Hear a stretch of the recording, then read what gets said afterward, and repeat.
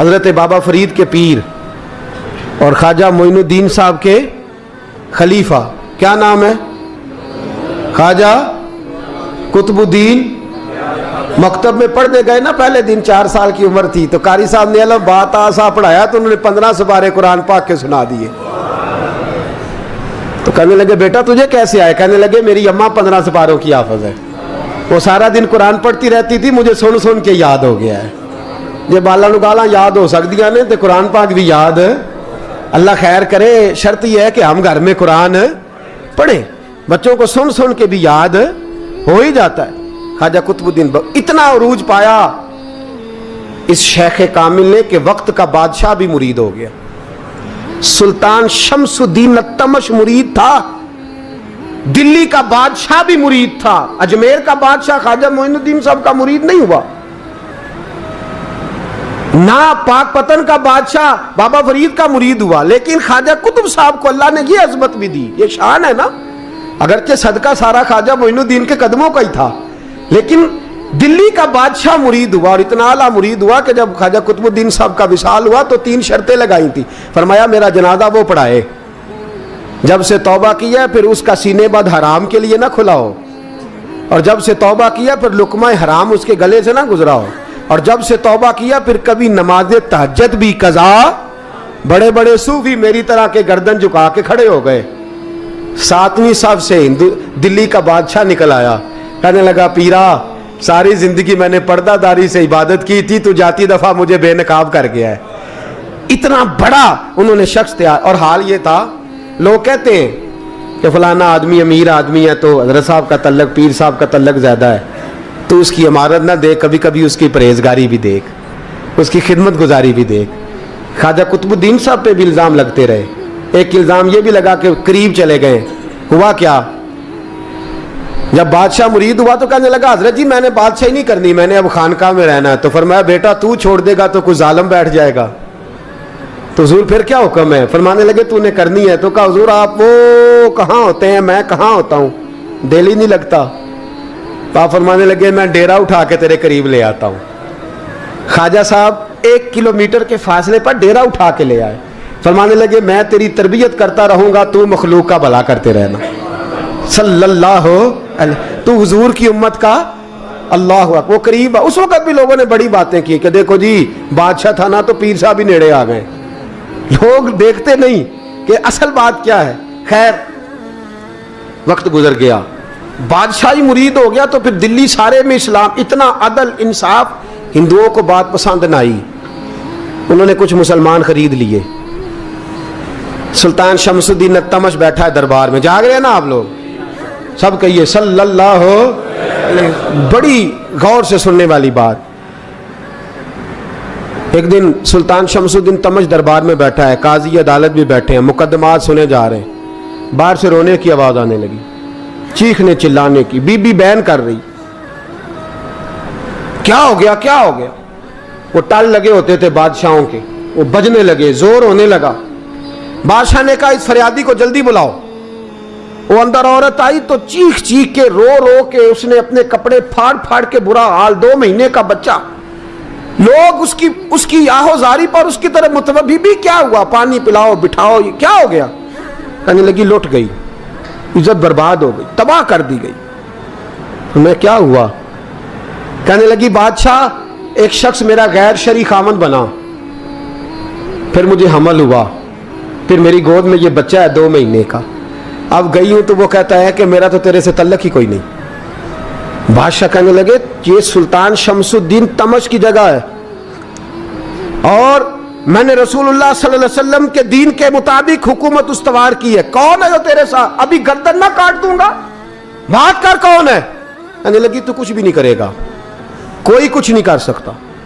لوگ کلمے چھوڑ کے بیٹھ گئے، توجہ ادھر ہو گئی۔ پراپوگنڈے بڑا اثر کرتے ہیں معاشرے پہ، رنگ ایسا عجیب ہے، انداز ایسا عجیب ہے۔ فرمایا بات تو کر۔ اس عورت کی آواز گونجی تو حالات ہی خراب ہو گئے۔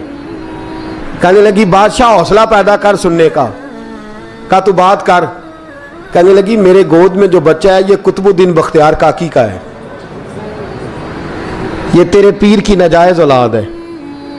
उठाओ, प्रोफेसर सलीम चिश्ती ने PhD की है, वो लिख रहे हैं इस वाक़े को। तेरे पीर का नाजायज बच्चा है। हाथ कांपने लगे बादशाह के, कहने लगे या अल्लाह कभी तू क़यामत बर्पा कर दे तो मामला ठीक हो जाए, मैं तेरी जुबान खींच दूंगा तेरी तूने बात कैसे की? कहने लगी मैंने कहा था ना तेरे अंदर हौसला नहीं, मेरी इज्जत तार तार हो गई और तू पीर बचा रहा है। अल्लाहु अकबर। सुल्तान शमसुद्दीन तमश आसमान की तरफ देख के कहने लगे मौला मुझ मुजरिम को जिसकी बरकत से उठा के तूने मस्जिद में पहुंचाया, आज मुझे तूने किस इम्तिहान में डाल दिया? ये क्या रंग तूने जिंदगी का बनाया है? कहने लगी बुला उसे, उड़ाब गर्दन। अल्लाहु अकबर। ख्वाजा कुतुबुद्दीन बख्तियार काकी, जरा उस जगह पे अपने आप को खड़ा करके देख मेरे दोस्त। जो शख्स दिल्ली के बाजार में निकले तो दुकानें बंद हो जाएं, औरतें घरों में घुस जाएं, जिसके नाम पर चर्चे हों दीन के, वो शख्स लाठी टिकाता टिकाता। उर्स मनाने आसान है, ढोल ढमक्के करके घरों को जाना आसान है, पर जरा इनकी राहों का मुसाफिर तो बन इन्होंने अंदाज क्या इख्तियार किया। हजरत ख्वाजा कुतुबुद्दीन बख्तियार काकी, खबर फैल गई। इतनी शोहरत पाकीज़गी की नहीं हुई थी जितनी इस जुर्म की हुई। लाठी टिकाते टिकाते जब पहुंचे ना बादशाह के दरबार में, बादशाह उठने लगा, काजी उठने लगा, लोग उठने लगे, तो कुतुबुद्दीन बख्तियार काकी की आंखों में आंसू आए। मानने लगे बेटो बैठ जाओ, आज मैं पीर बन के नहीं आया, मैं मुजरम बन के आया। और कहा मेरे मालिक का इंसाफ भी देखो, दिल्ली का पीर आज दिल्ली की अदालत में अपने ना करदा जुर्म की सफाई देने आया। बड़ी लाठी पे टेक लगाई। दिल्ली की गलियां भी रोती हैं कि ये क्या रंग, अल्लाह ये तेरा क्या रंग है? ये ते मैं गुड्डी ते हथ डोर सजन दे, ओ जे सोना ही मेरे दुख विच राज, ते मैं सुख नू चुल्हे डावां, पर यार फरीदा कदी बिल पे सोना, यार फरीदा जे कदी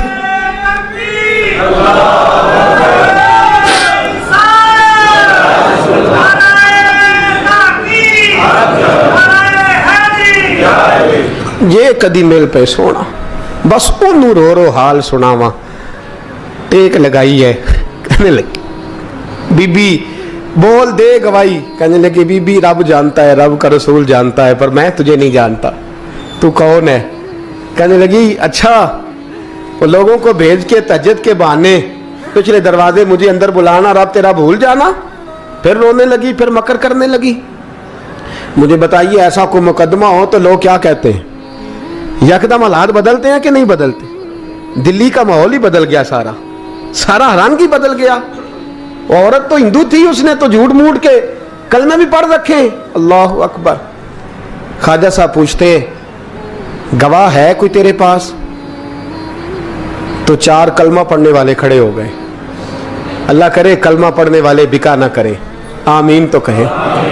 तो खड़े होके कहने लगे हाँ हमने आते भी देखा है, जाते भी देखा है। ख्वाजा कुतुबुद्दीन साहब ने नजर उस्मान की तरफ उठाई, कहने लगे अच्छा जो तेरी मर्जी, मैं गुड्डी ते हथ डोर सज्जन दे, वो जिंज रखे उंज रहना है, वाजिब नहीं विच शरीयत मंदा खसम नू कहना।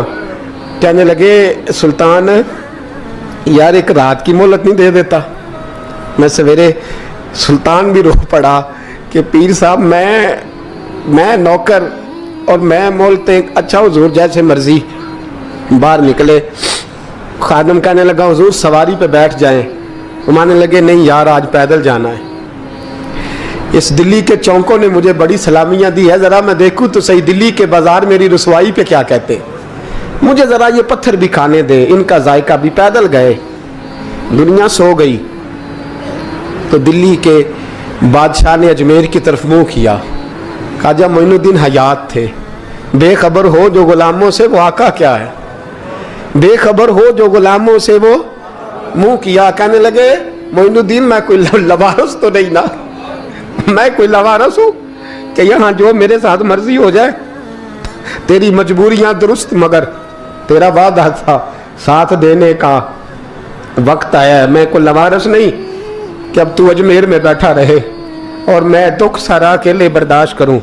बुढ़ापे का मुझे भी पता है, कमजोरी का मुझे भी पता है, ज़ोफ़ का मुझे भी पता है, पर तत्ती थोड़े थकड़े खानदड़ियाँ, मैं भी तो तेरे नाम तो मुफ्त भी खानदड़ियाँ। मुझे भी तो पता है ना, मनम गुलाम ने अली हैदरियम कादरियम तमज़े अहमद रज़ा खामी जन्म। मैंने भी तो अपना नाम नहीं ना था जपा, तेरा ही जपा है सारी ज़िंदगी। ये लफ्ज़ कहे, कहते मैं रोया, आँख लगी तो हज़रत ख्वाजा मोइनुद्दीन साहब ख्वाब में मिले। कहने लगे कुतुबुद्दीन मेरा इंतज़ार करना, मैं पहुँच रहा हूँ। मेरा इंतज़ार करना, मेरा इंतज़ार। क्या कहा मियाँ साहब ने? कहते हैं माली दा कम पानी देना, फल कच्चे होण या पक्के, ये पीर मुरीद दे सिर ते ही रहिंदा है, झूठे होण या सच्चे। मैं आया, फिक्र ना करना। हज़रत सवेरे उठे, फिर गए अदालत, फिर कहा ना भाई प्रोटोकॉल, मुजरिमों का प्रोटोकॉल नहीं होता, मैं अकेला जाऊंगा। जिसके आगे पीछे नारे होते तने तनहा। 2-4 मिनट ज्यादा ले लूं आज आप हजरात।